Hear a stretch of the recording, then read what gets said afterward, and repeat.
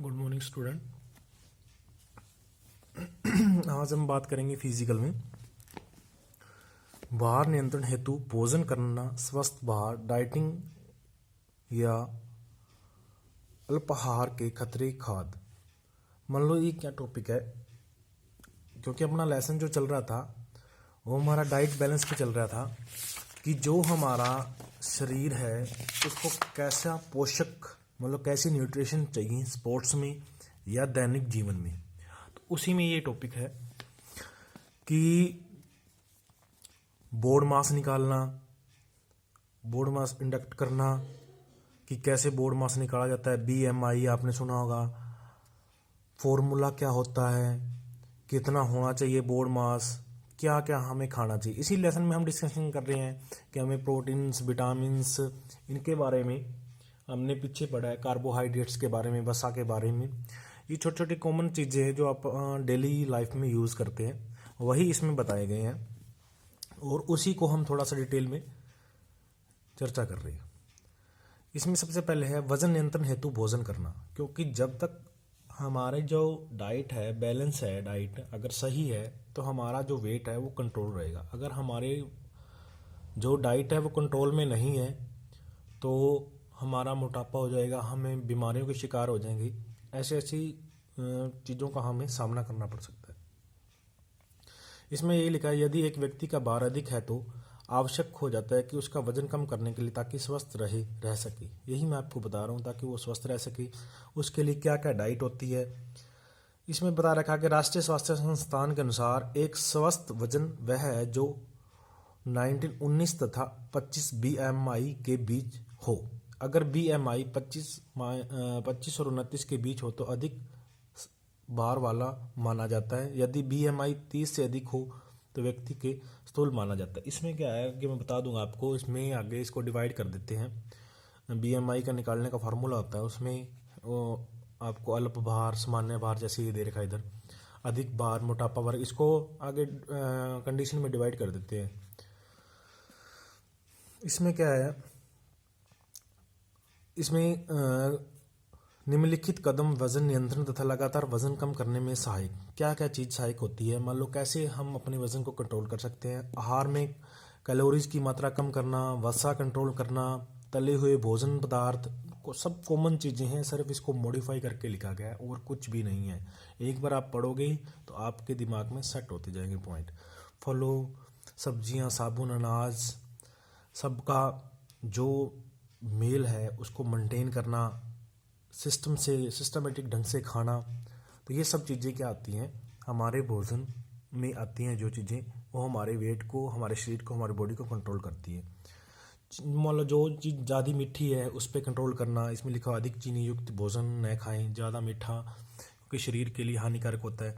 खाने से जैसे 1 गिलास पानी की आदत डाल लें सुबह। हम डेली सुनते रहते हैं कि सुबह हमें खाली पेट पानी पीना चाहिए ताकि हमारा शरीर सही रहे, हम बीमारियों से बचे रहें। दूध पीने, दूध, पनीर, दही, इनका सेवन अच्छे से करना चाहिए, क्योंकि जो हमारे शरीर में सबसे ज़्यादा कैल्शियम की मात्रा होती है और कैल्शियम हमारे लिए सबसे ज़्यादा ज़रूरी है।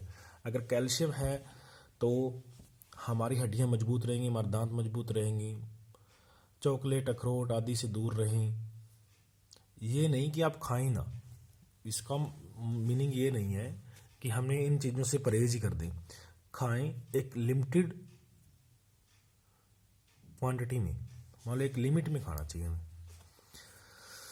भोजन के प्रति दृष्टिकोण बदलें, चाहे भोजन स्वादिष्ट भी हो। क्या कि कई बार क्या होता है, ज़्यादा स्वादिष्ट भोजन बन जाता है ना, हम उसको अपनी डाइट के अनुसार, अपने शरीर के अनुसार उसको डबल खा जाते हैं या ज़्यादा खा लेते हैं। तो उस पर भी हमें कंट्रोल करना चाहिए। आगे है वेट आइडियल वेट चार्ट, आदर्श कद बार चार्ट। आदर्श कद क्या होता है, BMI, जिसके बारे में हम पहले चर्चा कर रहे थे थोड़ी बहुत। आदर्श भार वह है जो शरीर के लिए मुताबिक उचित हो और आपके शरीर के लिए सूचांक BMI की कमर के आकार से मुताबिक हो। BMI करने का तरीका, BMI करने का तरीका क्या है, जितना आपका वेट है, जितना भी आपका बॉडी का वेट है, वो हर एक बंदे का अलग अलग है। तो वेट बाय जितना आपका कद है उसका square, kilogram by metre square. ठीक है, आप चेक कर लेना, ये आपका चार्ट है। अगर इसके अकॉर्डिंग आता है तो आप इस श्रेणी में आते हैं। अगर आपका इससे अपर आता है तो आप अल्प भार में है। सामान्य भार आता है 18 से 24, अधिक भार होता है 25 से 39।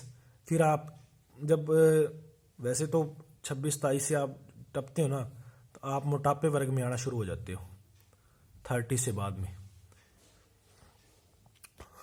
इसमें आगे बता रखा है कि हमें कैसे इसको वज़न को घटा सकते हैं, कैसे कंट्रोल कर सकते हैं। हमें करते रहना चाहिए बीएमआई क्या, ताकि हमें अपने शरीर का वेट भार के बारे में पता लगता रहे कि आपका शरीर का जो बीएमआई है वो कितना अप जा रहा है, कितना डाउन जा रहा है, तो हमें पता लगते रहना चाहिए। आगे स्वस्थ भार का महत्व। स्वस्थ भार का महत्व क्या है कि अगर हम स्वस्थ होंगे तो हमारा जो शरीर है वो सही चलता रहेगा, हमारा जो हार्ट है वो पंप सही करता रहेगा, ब्लड प्रेशर सही रहेगा, बीपी सही रहेगा, जो भी दिल की बीमारियां हैं, कोलेस्ट्रॉल कईयों का बढ़ जाता है, सांस की बीमारियां, सांस फूलने की, इन सब चीज़ों से हमारा कंट्रोल रहेगा। मैंने जो चीज़ें बताई हैं वही चीज़ें इसमें मॉडिफाई करके लिखी हुई हैं। स्वस्थ भार का अध्ययन है वह बनाए रखना संपूर्ण स्वास्थ्य के लिए आवश्यक है। यह आपको रोगों से बचने में सहायता करता है। देखो मैंने बताया ना, रोगों से बचने में सहायता करता है। मोटापा से स्थूल व्यक्ति कई गंभीर रोगों जैसे रक्तचाप, दिल बीमारियां, मधुमेह प्रकार के, इन सब बीमारियों से हमें कंट्रोल करता है। स्वस्थ भार के लिए महत्वपूर्ण कारक। स्वस्थ भार के लिए महत्वपूर्ण कारक क्या है, इसके बारे में हम पॉइंटों में डिस्कशन करेंगे। अल्प भार के खतरे। अल्पाहार मतलब जब हम ज़्यादा खा लेते हैं या कुछ ज़्यादा कार्य कर लेते हैं, तो हमें, आपको पता है ना, ज़्यादा कार्य करेंगे शरीर थक जाएगा, ज़्यादा खाएंगे तो शरीर नुकसान देगा। वही चीज़ें इसके बारे में डिस्कशन करेंगे। आजकल प्रत्येक व्यक्ति दुबला पतला बना रहना चाहता है। हर कोई सोचता है कि मैं अपना मान लो फिट रहूं, सोचता यही है, लेकिन होता नहीं है। क्यों नहीं होता? क्योंकि उसका खाने का जो तरीका है वो सही नहीं है। जो व्यक्ति अधिक भार व मोटापे में ग्रस्त है वह अपना वजन घटाना चाहते हैं। हर बंदा यही सोचता है भी मेरी बॉडी मेंटेन रहे। वे भार कम करने के लिए विभिन्न तरीके अपनाते हैं। अधिकतम अल्प आहार को अपनाने के लिए बेहतर परिणाम सामने आते हैं। कुछ को साइड इफेक्ट भी हो जाते हैं। साइड इफेक्ट ज़्यादा होते हैं जब इंसान अपनी बॉडी से छेड़छाड़ करता है ना। डाइट कंट्रोल कर ले सब कुछ कंट्रोल हो जाता है, लेकिन जब अपने बॉडी से छेड़छाड़ करता है तो उसका जो होता है बैलेंस जो बॉडी का वो बिगड़ जाता है। जबकि कई मामलों में भार कहीं अधिक बढ़ जाना, हम जानते हैं कि वज़न कम करना उतना ही आसान नहीं है जितना यह प्रतीत होता है। हमें दिखता है कि हम बॉडी को मेंटेन कर लेंगे, वज़न को मेंटेन कर लेंगे, लेकिन उतना ही आसान बात नहीं है जितनी हम सोचते हैं। कम खाओ, अधिक व्यायाम करो, इस कथन से परिचित, लेकिन इसका अनुपालन करना कठिन है। अनुपालन में प्रमुख खतरे इस प्रकार है, क्योंकि हम जब अपनी बॉडी को कंट्रोल करते हैं तो उसमें हमारे को खतरों का भी सामना करना पड़ता है। जब सेल ब्रेक होते हैं, सेल टूटते हैं, जब हम कोई चीज़ किसी चीज़ पे कंट्रोल करेंगे तो वो चीज़ क्या होगी, टूटनी स्टार्ट होएगी। टूटने के बाद ही शरीर कम होएगा ना, वेट लॉस होएगा। इसमें है उचित पोषक तत्वों की कमी, लैक फॉर प्रॉपर न्यूट्रिशन। बहुत कम जो मुख्य पोषक तत्व होते हैं बहुत कम होते हैं, जैसे वसा, प्रोटीन, दूसरे पोषक तत्वों को छोड़ देते हैं। आप समझने की कोशिश करें कि आपके शरीर सभी पोषक तत्वों की आवश्यकता होती है। सभी पोषक तत्वों की, मैं आपसे नॉर्मली बात कर रहा हूँ, बुक से नहीं कर रहा, कि सभी को पता है ना हमें जिंदा रहने के लिए हमें पौष्टिक आहार की जरूरत है। लेकिन जरूरी नहीं कि हम सारा ही आहार लें, हम कुछ पदार्थ लेके भी जिंदा रह सकते हैं ना, बॉडी मेंटेन कर सकते हैं ना, चल सकते हैं। वही चीज़ है इसमें वही चीज़ ये बता रहा है, हमें सभी आहार ना लेके, हम कुछ क्वांटिटी में आहार लेके हम अपने शरीर को फिटनेस कर सकते हैं। कैलोरीज की आदत कम होना। कैलोरीज हम क्या होते हैं, हमने खाना भी, रोटी भी खा ली, हमने सब्जी भी खा ली, दूध भी पी लिया, दही भी खा ली, लस्सी भी पी ली, कोल्ड ड्रिंक भी पी ली, फास्ट फूड भी खा लिया, उससे क्या होता है कैलोरीज बढ़ जाती है। एक कोल्ड ड्रिंक की कैलोरीज आप देख लेना, उस पर भी है ना 200 से 250 कैलोरी लिखी होगी। एक मान लो आप 300 लीटर की बोतल भी लोगे ना, उसमें भी आप देख लेना उस पर कितनी कैलोरीज लिखी होगी कि आपको कितनी चाहिए। ये मैंने सब कुछ आपको पढ़ाया है पीछे कि हमें जिंदा रहने के लिए 150-200 कैलोरी चाहिए, और हम एक बोतल की मतलब जो कोल्ड ड्रिंक होती है उसी में इतनी कैलोरीज हो जाती है। आगे इसी में ये लिखा है, अल्पाहार में कैलोरीज से अधिक कम दिया जाता है, अनुसंधान में कैलोरीज अति कम कर दिया जाता है। कैलोरीज की मात्रा जब हम डाइट बैलेंस करते हैं तो उसमें क्या होता है, जो हमें हमारा मोटापा कम करते हैं उसके बारे में पढ़ रहे हैं हम कि हमें क्या खतरे हो सकते हैं। जब हम हमारी एकदम कैलोरीज कम कर दी जाती है तो हमारा शरीर ब्रेक डाउन होने लग जाता है, हमारा शरीर टूटने लग जाता है, हमें बुखार भी हो सकता है, हमें और बीमारियां भी हो सकती हैं। इसलिए अपने सिस्टमेटिक ढंग से पहले ही चलना चाहिए। आहार छोड़ना, कई लोग क्या करते हैं, सुबह की रोटी छोड़ दी या शाम की रोटी छोड़ दिया, दोपहर की रोटी छोड़ दी, तो शरीर को एक थकावट महसूस होने लग जाती है। तो ऐसा भी नहीं करना चाहिए, हमें मान लो उस चीज़ को कम कर देना चाहिए। सुबह भी नाश्ता कम कर दो, डिनर है, लंच है, वो भी आपका मेंटेन कर दो। जो आपकी रोटी की क्षमता उसको कम कर दो। कितना खाना कितना समझ। सत्य है कि अधिकतर व्यक्ति जितनी कैलोरीज को खाने में प्रयोग करते हैं हम कम आंकते हैं। अपने जागरूक करने के लिए खास चार्ट अपने पास रखें। ये कह रहा है कि जो आपका चार्ट है उसको डेली को मेंटेन करते रहो, बनाए रखो। अगर आपने आज काम नहीं करना तो आपकी जो खाने की चीज़ है उसको कम कर दो। शरीर जब पचाएगा जब आप शरीर के साथ कोई चीज़ हलचल करोगे, चलोगे फिरोगे। अगर आप बैठे बैठे खा रहे हो तो आपको मोटापा और बीमारियां घेर रही हैं। तरल कैलोरी, कैलोरीज मान लो क्या है, मैंने बताया था आपको, पता था भाई कितनी चाहिए हमारे शरीर के लिए। अल्कोहल, फिजी पेय, कोल्ड ड्रिंक, पैक जूस, चाय, कुछ भी है, इनसे क्या होता है, जो भी ये चीज़ है इनसे सबसे ज़्यादा वेट बढ़ता है और वेट कम भी होता है। वो करता है उसके चार्ट बैलेंस पर डाइट। ठीक है, इसमें क्या होता है कि जैसे आप ज़्यादा कोल्ड ड्रिंक पियोगे तो आपका वेट बढ़ेगा, कैलोरीज की मात्रा शरीर में आएगी। और बहुत कम लोग होते हैं जिनका वेट नहीं बढ़ता, बहुत कुछ ट्रीटमेंट लेने के बाद भी नहीं बढ़ता। आपने भी देखा होगा कि बहुत लोग ऐसे होते हैं भी हम तो बहुत कुछ खाते हैं लेकिन हमारा वेट नहीं बढ़ रहा। वो नेचुरली उन पे जैसे सृष्टि ने बना दिया, भगवान ने बना दिया, वो वैसे के वैसे ही रहते हैं। लेकिन कुछ लोग क्या आते हैं, कुछ लोगों का शरीर इतना एक्टिव होता है कि आप थोड़ी भी कोई चीज़ खाते हो वो भी शरीर में वजन दिखा देती है। व्यायाम न करना, व्यायाम न करना भी एक मोटापे का कारण है। अगर आप व्यायाम नहीं करते, आप कार्य नहीं करते, आप सारा दिन सिटिंग का काम है, तो आपका खाना ज़्यादा है, तो वो भी आपके लिए एक आपत्तिजनक चीज़ है, आपके लिए एक बड़ा कारण बन सकती है। आप कोई भी चीज़ खा रहे हो, अल्प कार्य कर रहे हो, आपके लिए व्यायाम जरूरी है। अनियमित भोजन, अनियमित भोजन क्या होता है कि अब सुबह खा लिया, फिर दुकान पे आप कोई शॉप पे जा रहे हो, फिर खा लिया, कोई फास्ट फूड खा लिया। अनियमित व्यायाम, मान लो उसका कोई आपके पास चार्ट बैलेंस नहीं है, या आपने यहाँ से निकले बाजार गए, बाजार खा लिए, घर आ गए, फिर खा लिए, चाय पी ली, तो वो होता है अनियमित भोजन। बिना टाइम के खाया हुआ भोजन भी हमें खराब करता है। हमारा एक टाइम फिक्स होना चाहिए, उस टाइम के अकॉर्डिंग हमें खाना चाहिए। पर्याप्त मात्रा में प्रोटीन ना मिलना, पर्याप्त मात्रा में प्रोटीन ना मिलना अगर हम प्रोटीन वाली चीज़ें नहीं खा रहे, प्रोटीन हमें मिल गया, हमें पता है भी दूध से मिल गया, दही से मिल गया, या पालक से मिल गया, सब्जियों से मिल गया, या फलों से मिल गया, या मछली अंडों से मिल गया, या ड्राई फ्रूट से मिल गया। अगर हम वो चीज़ नहीं ले रहे तो हमें हमारे शरीर में कमी हो जाती है और हम बीमार हो सकते हैं। शरीर के अंगों में कमजोरी आना, वीकनेस, जोड़ों में वीकनेस किस कारण आ जाती है, वीकनेस इसी के कारण आ जाती है, आप खाना छोड़ दो, आपका शरीर टूटने लग जाएगा, आप ब्रेक डाउन होने जाएगा। एक दिन ना हो जाएगा, अगर आपने आज नहीं खाया, मान लिया आज आपका नहीं हुआ, आप 2-3 दिन छोड़ दो भोजन, या उसको में आगे पीछे कर दो उस चीज़ को, या हिसाब से ज़्यादा खा लो, जब भी शरीर पचाने में असमंजस दिखाई देगा, अगर आप नहीं खाओगे तब भी देगा। इसलिए अपना, मैं बार बार यही कहता हूँ कि अपना जो चार्ट बैलेंस है, डाइट बैलेंस है, वो उसको बैलेंस करो कि हमने क्या खाना और क्या नहीं खाना। आगे खाद्य असहिष्णुता, और कुछ चीज़ें क्या होती हैं कि हमें भोजन में एलर्जी करती हैं। एलर्जी बहुत तरह की होती है, किसी को रोटी से होती है, किसी को सब्जी से होती है, किसी को पानी से होती है। वो अपने अपने एरिया का फ़र्क हो सकता है, इन्वायरमेंट का फ़र्क हो सकता है, या उसको नेचुरली प्रॉब्लम हो सकती है। खाद्य एलर्जी की अपेक्षा खाद्य असमानता अधिक देखने को आती है। इसमें क्या होता है कि खाद्य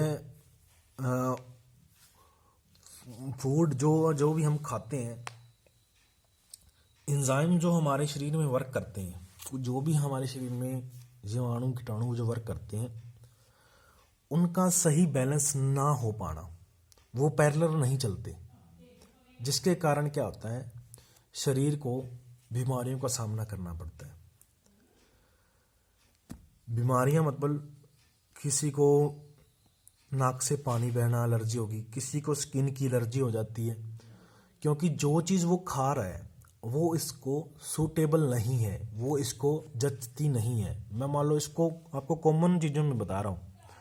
जो उसका डाइजेस्टिव सिस्टम है, जो भगवान ने उसका डाइजेस्टिव सिस्टम बनाया है, वो उसके अकॉर्डिंग अगर नहीं चलेगा तो वो तंग करेगा। एक जब बच्चा अपने माँ बाप के अकॉर्डिंग नहीं चलता तो वो माँ बाप को तंग करता है ना।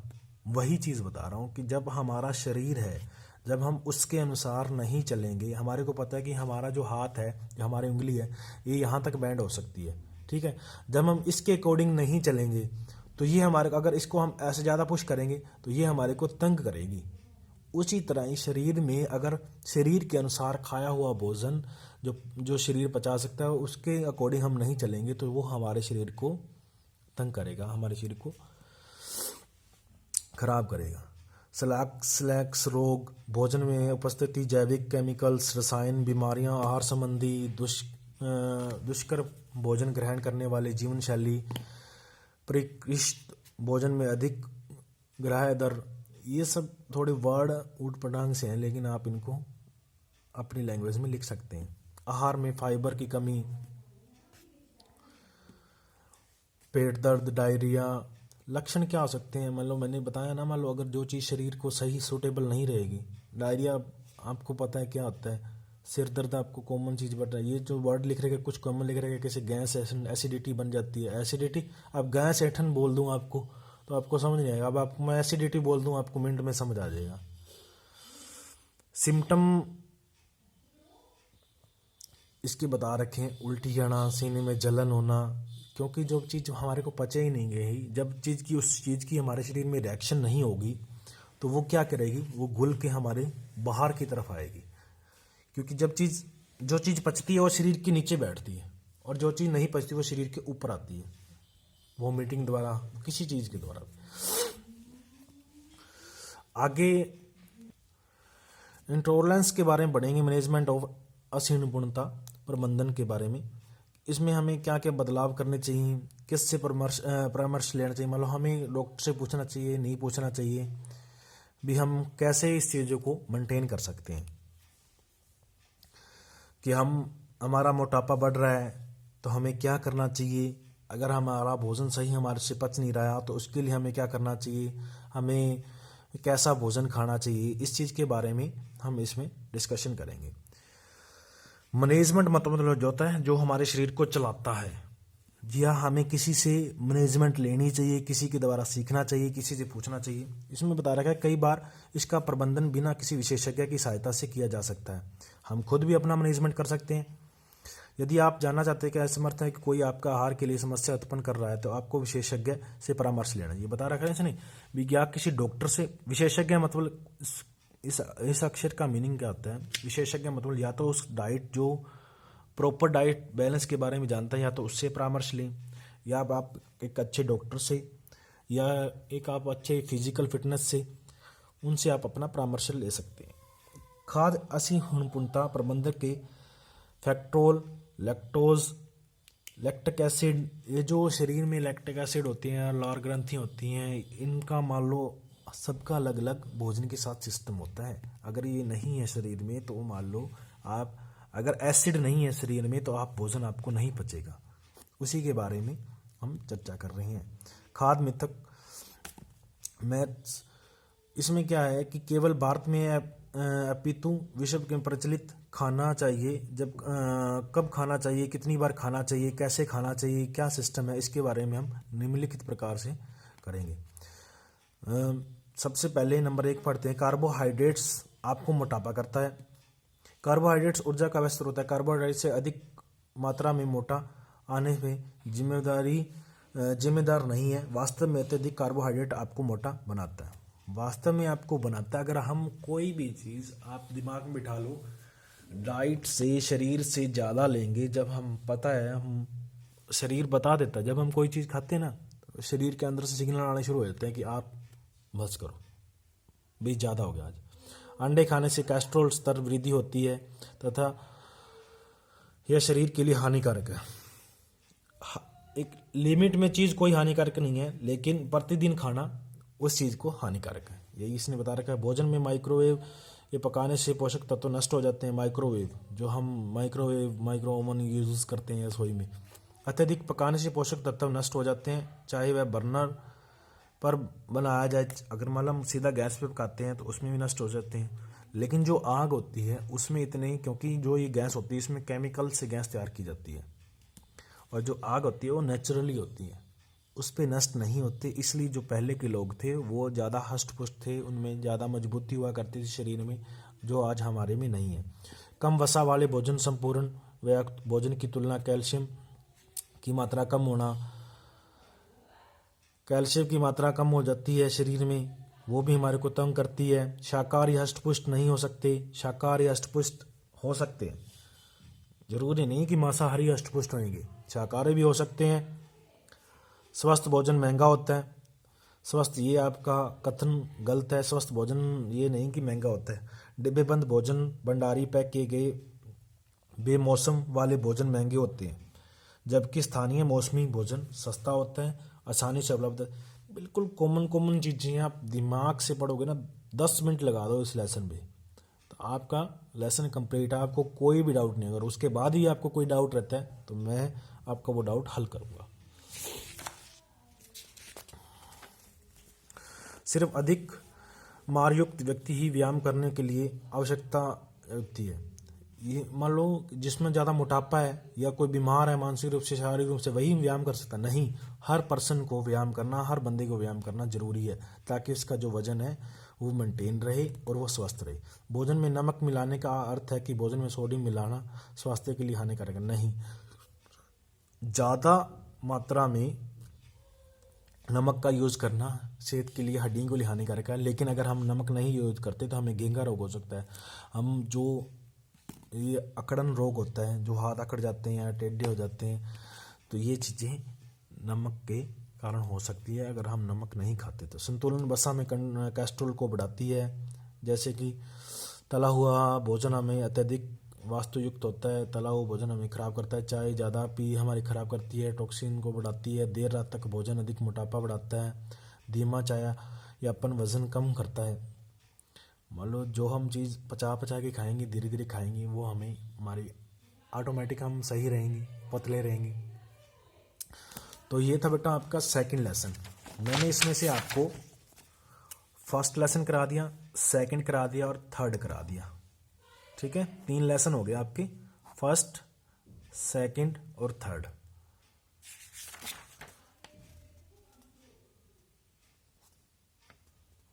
थैंक यू, आज के लिए बहुत है इतना।